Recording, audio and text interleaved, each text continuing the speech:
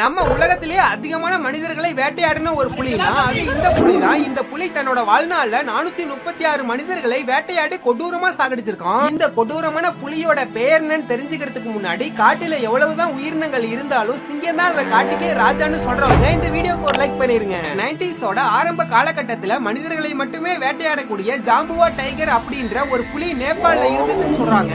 ஆரம்பத்துல இந்த புலி குறைவான மக்களை வேட்டையாடினாலும் காலம் கடக்க கடக்க மனிதர்களோட நகர்வுகளை துல்லியமா கணிச்சு அதிகமான மக்களை வேட்டையாட தொடங்கி இருக்கு. அதுலயும் குறிப்பா வயசானவங்க, தனியா இருக்கவங்க, காட்டுக்கு விறகு எடுத்துட்டு போறவங்கன்னு எல்லாரையுமே குறி வச்சு பயங்கரமா வேட்டையாடி இருக்கு. ஒரு வாரத்துக்கு 1ல இருந்து 2 மனிதர்களை இந்த புலி வேட்டையாடி கொன்னுருமா. இதுக்கு பயந்துகிட்டு அங்க இருக்க மக்கள் எல்லாருமே அந்த கிராமத்தை காலி பண்ணிட்டு வேற ஊருக்கு போயிருக்காங்க.